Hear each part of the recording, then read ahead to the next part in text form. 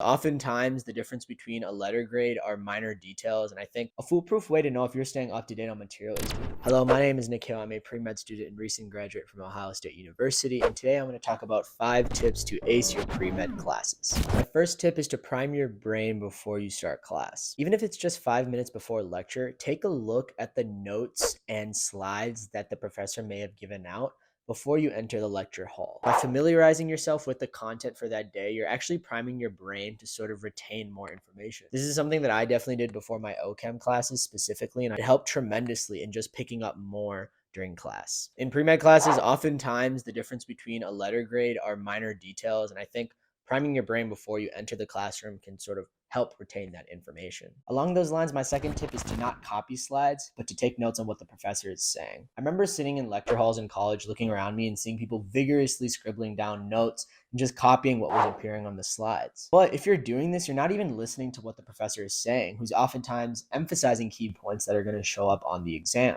One thing I always try to remember is that the slides are always going to be there, but the words the professor says probably won't. Annotating and adding comments to slides will allow you to note down the important points from the class without getting too caught up with the minute details that you can review later. One question you might ask is, what if the professor doesn't give the slides out at the beginning of class? I would go up to them and ask whether it's something they could do. I remember this happened to me once when I was in a college class, and I just went up to the teacher and asked them like, hey, I don't like copying down notes for these reasons.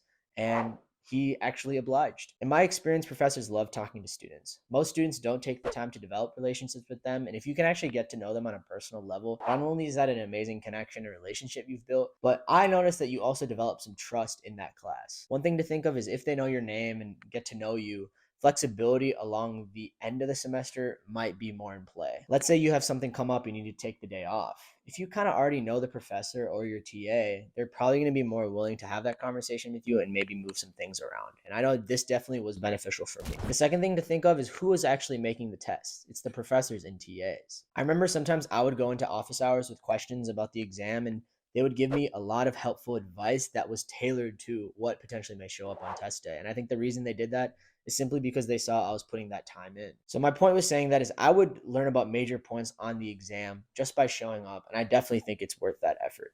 Fourth is to practice, practice, practice over anything else when you're studying for a test. A foolproof way to know if you're staying up to date on material is doing practice questions as you move through a semester. I would say this is especially true for OChem and physics. For my classes, I would try to complete almost all of the questions, if not all the practice questions that were given, whether that was problem sets, question banks, or practice tests. But I did spend a lot less time on content. And the reason why is spending a lot of time on content preparation may be great, but you don't know if you're actually studying the things that are going to be tested. In my experience, I felt like practice questions were a lot more in line with what actually showed up on exams.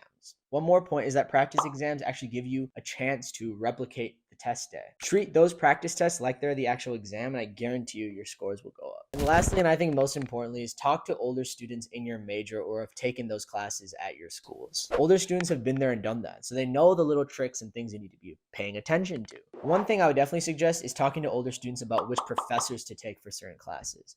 Everybody has a different learning style, and teachers also have different teaching styles. So they may be able to provide some context on who will fit your needs the best. The other thing to definitely discuss with an older student is what type of studying works best for that class. Is it memorization? Is it problem sets? Is it practice exams? Is it going into office hours? Is it none of the above? A student who's been successful in that class will be able to provide context that may be difficult to get anywhere else. But yeah, with that being said, these are just 5 quick tips I think I applied in college that allowed me to succeed in my classes, and I think are very easy to apply in any of your situations. Let me know if you have any questions about this. If you feel like you want to discuss this with somebody else, you can always talk to a pre-med consultant coach, and they will be able to help you through all of these questions. But thank you so much, and peace.